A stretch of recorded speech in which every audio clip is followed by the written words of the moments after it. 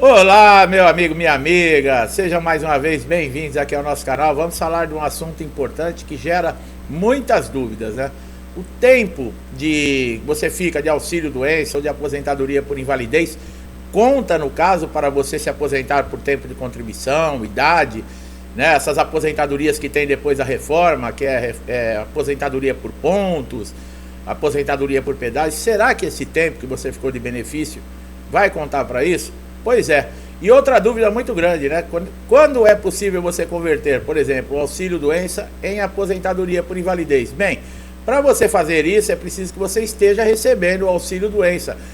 Houve uma época que se você ficasse 2 anos recebendo o auxílio-doença, o próprio INSS ele já convertia para aposentadoria por invalidez automaticamente, né?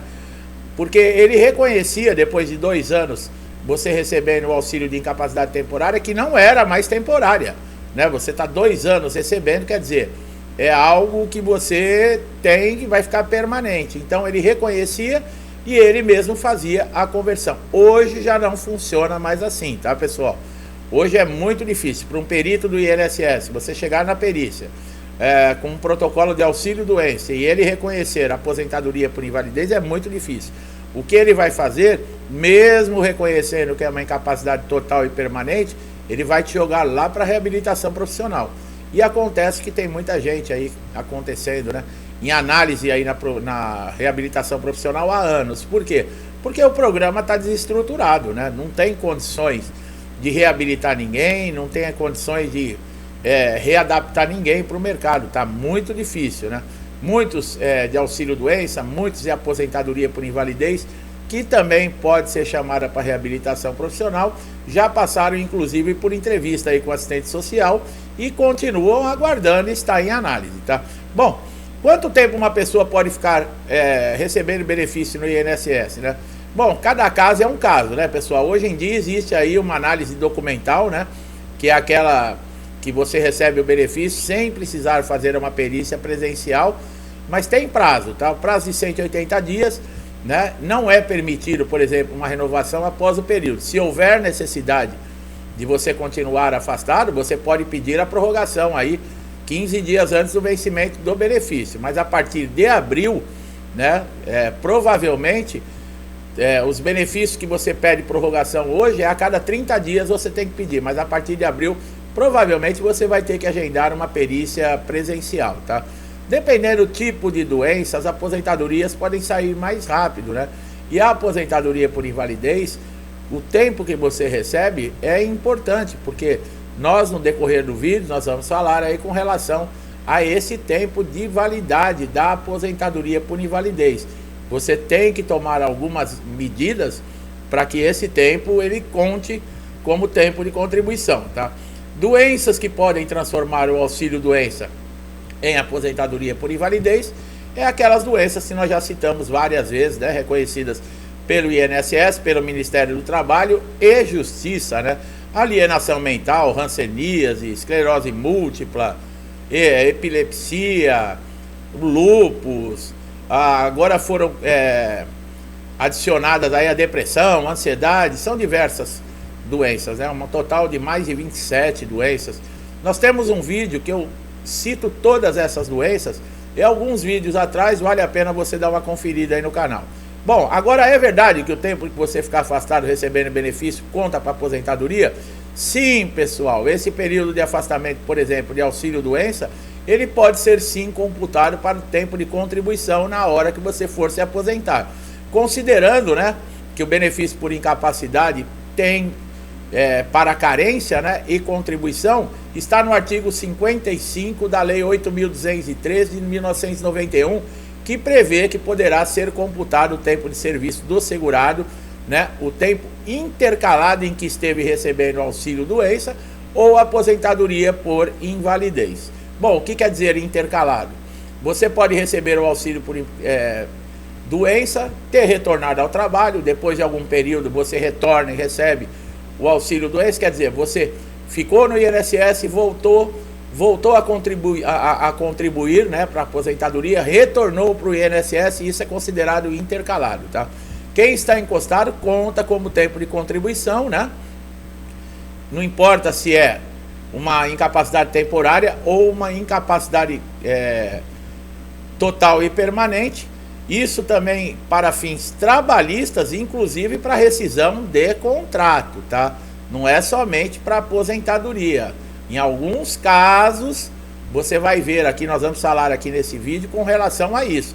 Quando esse período também ele entra na rescisão, tá? Quem está de auxílio doença, né? É importante saber, né, que depende o tipo de auxílio doença, né? Ele vai ter um cálculo diferenciado. Por exemplo, o auxílio doença, se ele for acidentário, então o cálculo para aposentadoria ele vai ser de 100% na média de todos os seus salários, né? Reconhecido desde julho de 1994.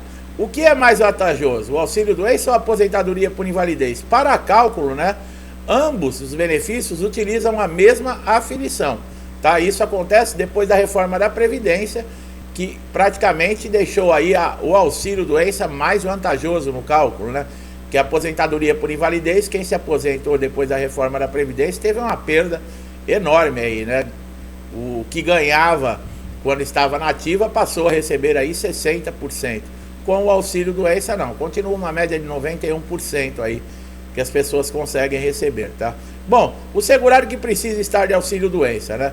Ele pode estar relacionado com o trabalho ou não. Por conta disso, a incapacidade para o trabalho pode ser parcial, temporária e ter chances de recuperação. Para a CLT, o afastamento ele deve constar quando é mais de 15 dias, né? Que esse segurado, mesmo se for 15 dias intercalado, tá, pessoal? Nós já explicamos isso. Você não precisa pegar 15 dias atestado, você pode pegar 5, mais 5, mais 5, desde que seja no mesmo CID, dentro do prazo de 60 dias, você já pode solicitar o benefício do INSS. Já os contribuintes individuais, né, que são os autônomos, o auxílio doença é pago pelo INSS desde o primeiro dia de afastamento, tá? Agora, com relação ao INSS, a regra de tempo, né, que o auxílio doença conta para aposentadoria se intercalar no período de trabalho. Ele também traz uma seção em que o tempo, né, conta menos se a pessoa não intercalar esse período. Olha aí, ó. Para ficar mais organizado, eu vou continuar explicando. A regra é o seguinte: o INSS diz: o tempo de recebimento de auxílio doença previdenciário, que é, no caso, ele está falando aí do B31, né, que é um acidente, uma doença que vai deixar temporariamente afastado, mas ela não tem nenhuma ligação com a sua profissão, né? Ela conta como tempo de serviço para aposentadoria se a pessoa intercalar esses períodos, como eu falei agora há pouco. Agora veja bem, se o auxílio doença ele for devido aí a condições de trabalho, devido a uma doença que esse segurado ele contraiu devido à exposição que ele tem no trabalho, já muda completamente de figura, tanto no cálculo, que ele vai receber 100%, e esse período ele é 100% computado, no caso aí, como contribuição para você somar para tempo de aposentadoria, tá? Então, é bem importante a pessoa saber disso, para que ele possa exigir na hora os seus direitos, tá? Porque o que acontece? Muitas vezes a própria empresa ela não tem interesse que esse auxílio doença, no caso, ele seja relacionado com a profissão. Eles fazem de tudo, eles mandam um batalhão de advogados para quê?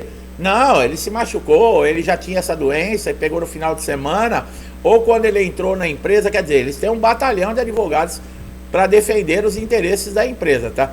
Esse tipo de auxílio doença acidentário, ele é o B91, tá? Ele é o B91 e ele não precisa intercalar para a pessoa ter esse tempo computado para casos de aposentadoria, diferente do B31, tá? Bom, o exemplo, por exemplo, é um professor que descobre que tem câncer e ele precisa se afastar por um tratamento, né? O auxílio doença B91, ele não possui carência, é uma vantagem em relação ao auxílio doença comum, tá? Que precisa de carência. É concedido em casos de doença e acidente que tem relação com o trabalho. Esse professor e o motoboy, por exemplo, sofreu um acidente quando está indo para o trabalho. EB31 é um auxílio doença que não está relacionado ao trabalho ou já pode ser considerado, né, no caso aí, o acidente de trajeto como um auxílio doença relacionado à profissão?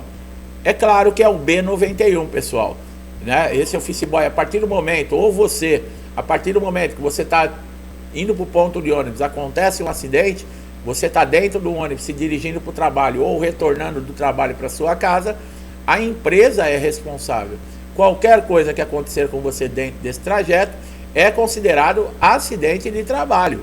Então muita gente não sabe disso e acaba perdendo aí oportunidades. E é o que eu falei, a empresa ela não quer assumir, não, nós não temos nada a ver, ele estava num caminho diferente, aí você tem que comprovar. É claro que você vai lutar, né?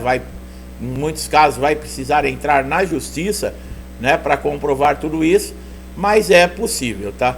Bom, pessoal, caso você seja prejudicado de alguma forma ou o INSS não reconheça esse tempo, né? Porque quando você volta, por exemplo, uma aposentadoria por invalidez ou do auxílio doença, é necessário você voltar a contribuir. Por quê? Para constar esse período, é o tempo intercalado, né? Você ficou afastado, aí volta a contribuir. Você se afasta, volta a contribuir. Isso é intercalado, é o que o INSS diz. A partir do momento que fizer a primeira contribuição, esse tempo de afastamento, ele já vai constar lá no seu CNIS, né? Que você pode tirar aí pelo portal Meu INSS, que é o extrato desde o seu primeiro emprego, desde a sua primeira contribuição. Ali tem todo o seu histórico profissional, o valor que você contribuiu, o tempo que você contribuiu. Se a empresa deixou, por exemplo, de depositar, você já vai saber através do CNIS. Você pode, inclusive, já contratar um advogado para ir atrás disso, né, para não ter problema na hora da aposentadoria. Então, são informações importantíssimas para todo segurado, tá? Eu espero que esse vídeo tenha sido valioso, que o conhecimento tenha sido produtivo, que ajudou você a entender como tudo isso funciona, né? Que é o que eu sempre falo, INSS não é para amadores, pessoal, né? Quanto mais informação você tiver, mais protegido você está de passar aí por diversos problemas dentro do INSS. Então, para você que está chegando a primeira vez aqui no nosso canal, seja bem-vindo. Você pode aproveitar todos os conteúdos, são mais de 1.700 vídeos à sua disposição, tá? Todos relacionados a problemas, a situações que acontecem no dia a dia no INSS. É importante, é um conhecimento valioso. Se você gostou da maneira que nós trazemos aqui o conteúdo, como informamos, dá um like no vídeo, compartilha, se inscreva no canal, ative o sininho de notificação, para você ser sempre beneficiado, né, em primeira mão com um novo conteúdo.